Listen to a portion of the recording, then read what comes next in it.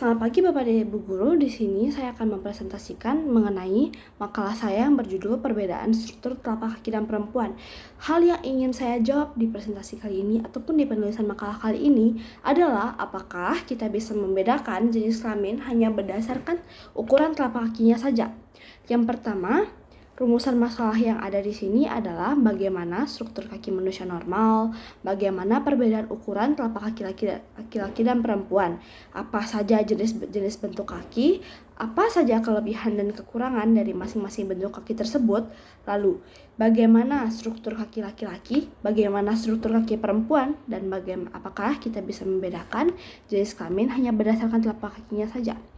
Di penulisan makalah saya kali ini, yang saya yakini adalah setiap manusia tentu sudah paham dong apa kegunaan kaki, apa saja fungsi kaki.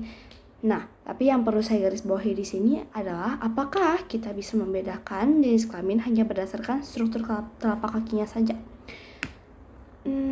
Makalah ini diharapkan bisa bermanfaat sebagai bacaan untuk penelitian-penelitian saya selanjutnya. Oke, masuk ke pembahasan. Yang pertama, di dalam tubuh kita ada tulang-tulang yang berkaitan untuk membentuk sebuah pondasi. Nah, tulang kaki memiliki fungsi yang sangat besar di dalam kegiatan sehari-hari manusia. Nah, struktur telapak kaki terdiri atas 26 ruas tulang, 33 sendi, dan 100 otot. Contoh otot-otot yang ada di telapak kaki adalah di lapisan yang pertama ada plantar aponeurosis atau fascia plantar itu adalah sebuah jaringan yang berbentuk lebar dan tebal serta memiliki fungsi untuk menopang lengkungan kaki. Lalu fascia plantar ini terdiri atas bagian sentral yang lebih tebal dan bagian medial lateral yang lebih tipis. Yang kedua, ada flexor digitorum brevis. Otot ini adalah otot flexor ekstrinsik atau otot yang di luar jari tangan atau jari kaki.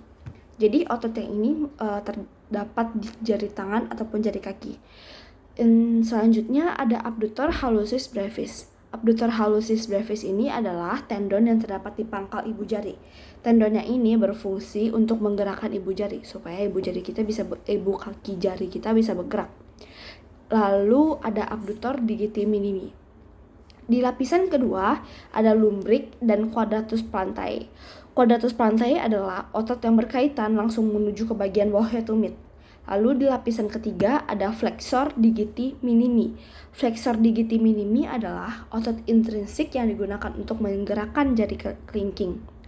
Lalu di sini ada 3 otot penggerak, yaitu opponens digiti minimi, abductor digiti minimi, dan flexor digiti minimi. Selanjutnya ada adductor hallucis brevis. Adductor hallucis brevis adalah otot yang ada di bagian atas telapak kaki. Otot ini berkepala 2 di telapak kaki. Otot selanjutnya adalah flexor hallucis brevis. Flexor hallucis brevis adalah otot pendek yang terdapat di bagian bawah jempol kaki. Selanjutnya ada ligamen plantar panjang. Plantar fascia atau ligamen plantar panjang adalah ligamen tipis dan panjang yang terletak di bagian bawah kulit kaki. Otot ini ataupun ligamen ini langsung berhubungan tumit ke depan kaki dan menyokong lengkungan kaki. Otot ini dirancang untuk menyerap tekanan tinggi dari tubuh kita. Selanjutnya ada tibialis posterior. Tibialis posterior ini adalah otot yang letaknya paling depan di bagian posterior atau tungkai bawah kaki. Lapisan selanjutnya, lapisan keempat adalah otot plantar isosterus. Otot ini adalah sekelompok otot kecil yang kompartemen di bagian tengah telapak kaki. Selanjutnya adalah dorsal interoseus, itu merupakan otot yang berada di bawah telapak kaki dan berada di antara jari-jari kaki. Otot ini juga terdapat di bagian tangan. Ukuran telapak kaki di berbagai negara di seluruh penjuru dunia memiliki ukuran berbeda. Seperti di Eropa memiliki ukuran 36, namun di UK ukurannya sebagai ukuran 3 dan di US ukurannya 5,5. Dalam sentimeter ukuran tersebut 22,4 cm. Untuk ukuran 25 cm di Eropa dengan ukuran 40, di UK sendiri ukuran 6 dan di US sendiri ukuran 8,5. Ukuran ini didapat dari size sepatu di Zalora. Dan ukuran ini hanya sebagai patokan untuk mencari sepatu di berbagai negara. Jenis-jenis telapak kaki. Ada 3 jenis telapak kaki. Flat arch, terus high arch, sama yang flat feet.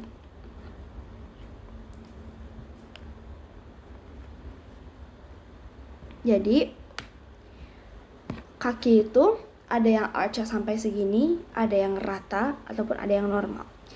Nah, ukuran kaki yang pertama yang ingin saya bahas itu adalah ukuran kaki yang rata.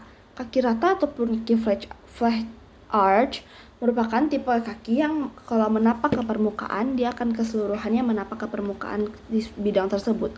Maka, misalnya jika dilakukan penelitian dengan orang yang baru menginjak air, lalu menginjak bidang yang kering, bisa terlihat bahwa telapak kakinya keseluruhannya menapak di bidang tersebut. Nah, telapak kaki yang normal itu seharusnya memiliki bentuk yang sedikit melengkung. Fungsinya adalah untuk menjaga keseimbangan tubuh ketika ia berdiri, melompat, ataupun bisa juga untuk fungsinya adalah untuk menyalurkan berat badan secara merata di seluruh bagian telapak kaki. Orang yang memiliki bentuk telapak kaki yang sangat rata ini perlu memakai sepatu yang memiliki stabilitas tinggi agar bisa menyokong keseimbangan tubuhnya. Nah, untuk kaki flat arch ini biasanya memiliki terkait dengan kelainan tulang atau tendon di telapak kaki ataupun tungkai bawahnya. Tulang-tulang ini normalnya akan mengencang dan membentuk lengkungan beriringan dengan bertambahnya usia anak. Namun pada kondisi tulang ini, tendon tersebut tidak mengencang sesuai yang seharusnya. Kondisi ini memiliki keterkaitan dengan kelainan atau gangguan kesehatan. Misalnya kelainan bentuk tulang kaki datar akibat kelainannya bawaan, atau gangguannya karena koordinasi gerak tubuh, ataupun sindrom Ehlers-Danlos, maaf jika ada salah pengucapan. Lalu bisa juga terjadi karena sendi yang terlalu elastis. Sedangkan yang tadi saya sebutkan itu adalah untuk anak-anak, sekarang yang untuk dewasa.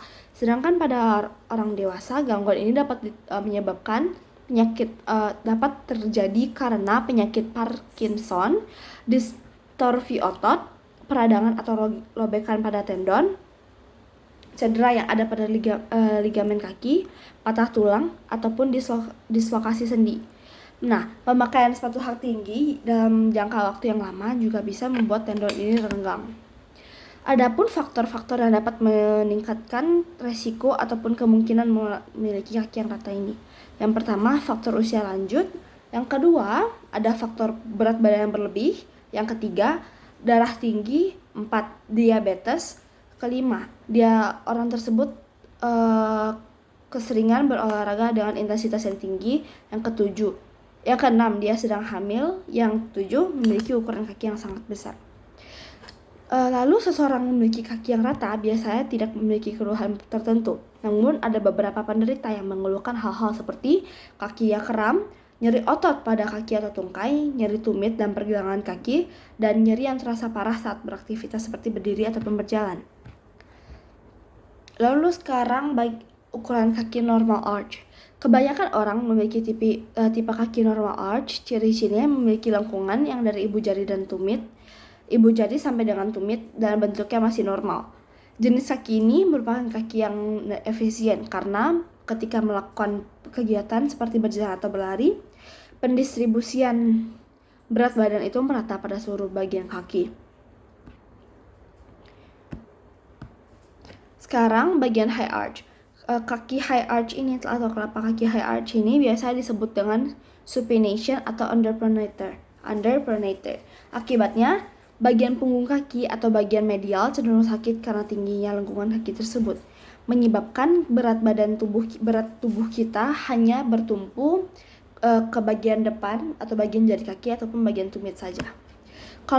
Jika keadaan ini berlangsung dalam waktu yang lama, maka akan menyebabkan hilangnya kemampuan kaki untuk meredam getaran. Karena Seperti yang saya bilang tadi, berat atau massa badan kita hanya bertumpu ke bagian jari-jari dan bagian tubuh kita saja.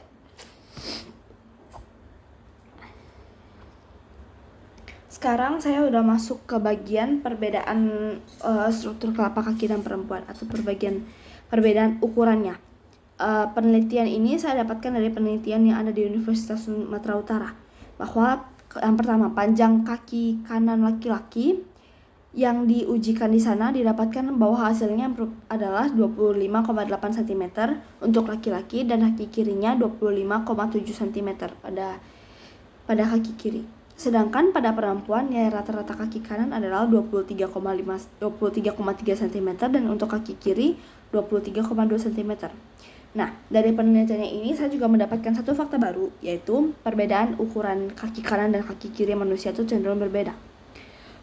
Kaki kanannya cenderung lebih besar daripada ukuran kaki kirinya. Dan adapun penelitian dari jurnal yang dipublikasikan di Journal of American Pediatric Medical Association pada tahun 2009 yang membuktikan bahwa rata-rata ukuran lebar telapak kaki laki-laki maupun pada bagian punggung tumitnya lebih besar dibandingkan perempuan. Dari jurnal itu dibahas bahwa perempuan memiliki ukuran dan bentuk ukuran yang lebih kecil sedikit daripada laki-laki.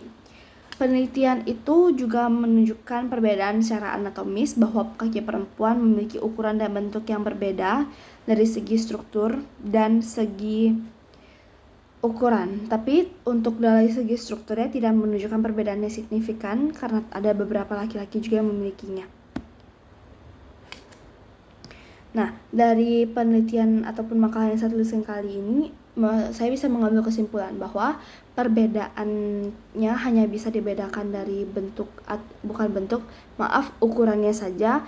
Walaupun begitu, kita cenderung lebih sulit membedakannya karena perbedaan ukuran tersebut sangatlah kecil. Namun ada perbedaan itu, tapi itu hanya sangat kecil. Kalau misalnya untuk dibedakan dengan mata sekilas saja itu tidak bisa. Apalagi jika ingin digunakan untuk autopsi, kita tidak bisa membedakan jenis kelamin korbannya mau laki-laki ataupun perempuan hanya dari struktur telapak kakinya saja. Jadi hal ini kurang kegiatan untuk membedakan jenis kelamin dari telapak kakinya saja menurut saya kurang efektif. Sebab perempuan juga memiliki kemungkinan untuk mempunyai telapak kaki yang panjang. Sekian presentasi saya kali ini. Maaf jika saya ada kesalahan dalam pengucapan. Terima kasih.